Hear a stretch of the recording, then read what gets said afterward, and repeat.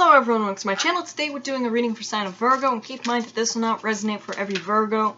If you'd like a personal reading, it's going to be the first link in the description down below. Repeat that. First link in the description down below for a personal reading. You also find my Etsy shop, my shirt store, my website, different social media platforms I'm on. You can also find me on Patreon and Ko-Fi, and if you'd like to donate to the channel, feel free to do so. I do appreciate donations here. So, Virgo, let's see what Spirit has in store for yourself. What is the message for you and what's coming towards you? We're just going to pull a couple of cards and we'll see what's happening. Sign Virgo. Sign Virgo.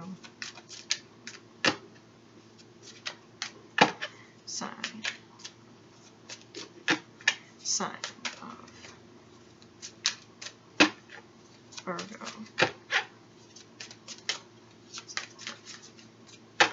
Alright.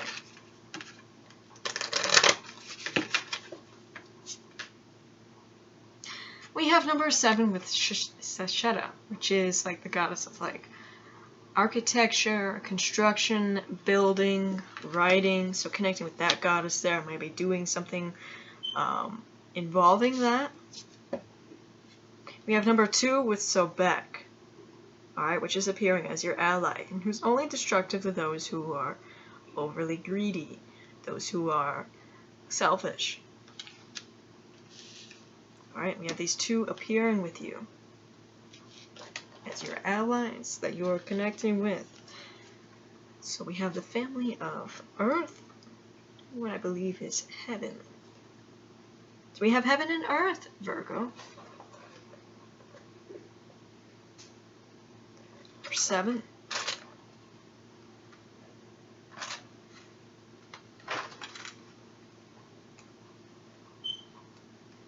Now, when we talk about building, that can also be building like a solid foundation, Virgo. It could be building of a solid foundation somewhere. You know, it doesn't always have to be just building. It can be building like a home or something, but, you know, in terms of projects, having that solid foundation. In terms of relationships, having that solid foundation. This is the wrong section of the book that I'm looking at. Here we go. Sesheta is the netter of architecture, of building and construction. She wears a 7-rayed star on her head, surmounted by 2 inverted horns that link her with the dual star system of Sirius.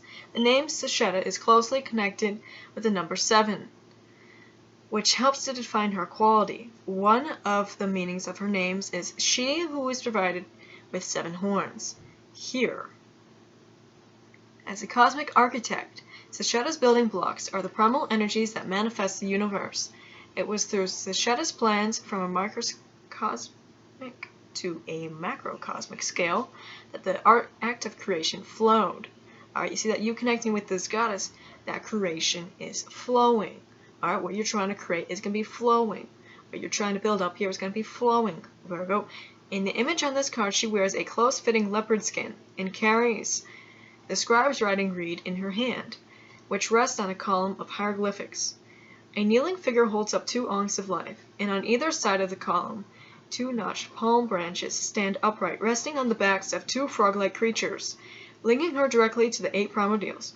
The palm branch signifying the measuring of time, for as Sesheta counts the notches as she records the years of the dynasties and the history and the deeds of the pharaohs. She also assigns the length of the pharaoh's life, and after death she builds his home in the next world.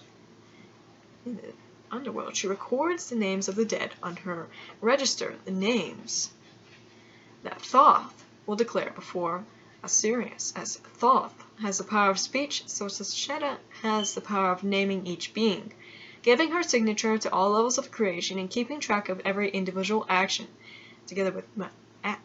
Sesheta was considered to be a female counterpart of Thoth, and this close connection is illustrated in her titles: Lady of the House of Books, the Lady of Letters. She was a patron goddess of writers and libraries, and is described with Thoth as being the inventor of the alphabet. It says building, creating the construction of plans for future success, linking one's energies to a larger plan, the writer. See that you're planning something, Virgo. Alright, your success, or something that's going to be successful. And you're connecting with this goddess so that it flows. You understand?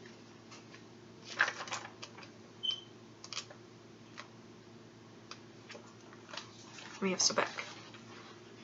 The crocodile god is one of the pre-dynastic gods of Egypt, a very ancient netter and chief deity of the city called Crocodilopolis. Of all the animals found in Egypt, the crocodile was among the most feared in the dry season. When the water disappeared from the irrigation canals and streams, the crocodiles moved into the fields in search of food and were liable to kill anyone or anything in their path. So it's not surprising that Sebek was regarded as one of Seth's henchmen, a personification of darkness and death. Under the Assyrian dynasties, the crocodile was transformed into an image of evil and a symbol of Seth, to be trampled underfoot. Sebek was worshipped devoutly in certain areas of the land, however, and tame crocodiles were kept by priests decorated with jewelry and supplied with offerings of food from their faithful followers. The destructive power of Sebek was seen to be a necessary element in the process of transformation. Primeval power he personified was destructive only to those who are enmeshed in the material trappings of the external world. Fearful deities have always been employed to guard the inner teachings of the sacred sciences. They represent our own fears and destructive energies projected onto an outward form. Primeval power Sebek embodied was the link with extra-human realms, with reptilian consciousness, and the mud and slime of human beings. By the 4th dynasty, however, Sebek assumed the form of a ram-headed crocodile. He was not only identified with Seth, but also with Ra, as a form of the sun god. When the vernal equinox entered the sign of Ram,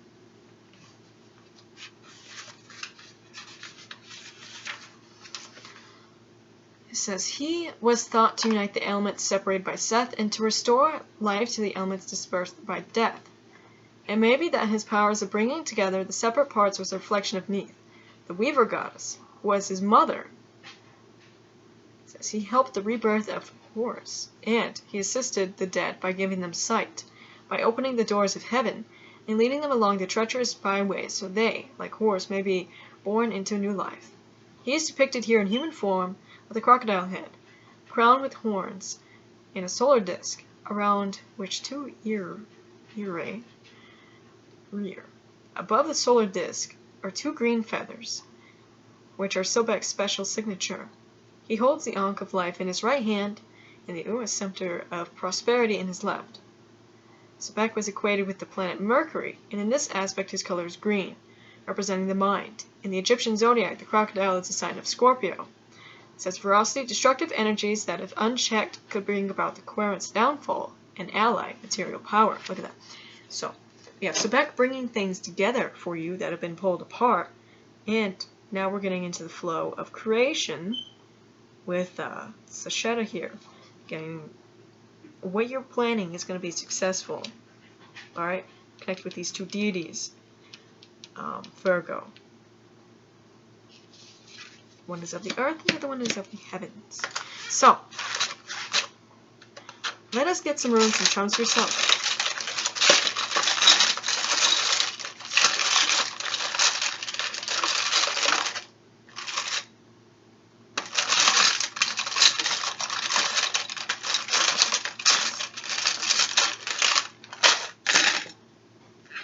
We have these 2 dragons, one being of the moon, one being of the sun. So connecting with both the moon and the sun, heaven and the earth. Here at Virgo, it's a state of balance. You have the rose, which is a connection to the earth. We have Serapis Bay, which is Ascendant Master of Light, which you're connecting to. We have rewards coming in, Virgo. We have a journey that you're going through. It can be a spiritual journey, it can be an actual journey. We have it. It is a spiritual journey here, because we have you being spiritually initiated. The births, or new beginnings. And there's material abundance, there's material prosperity. Finances improving. So, Virgo, that's all I have for you. And like I said, first link in the description down below for personal reading. Also go on my Etsy shop. Go in there, go buy something. Really appreciate that. And you can also find the extended down below in the comments.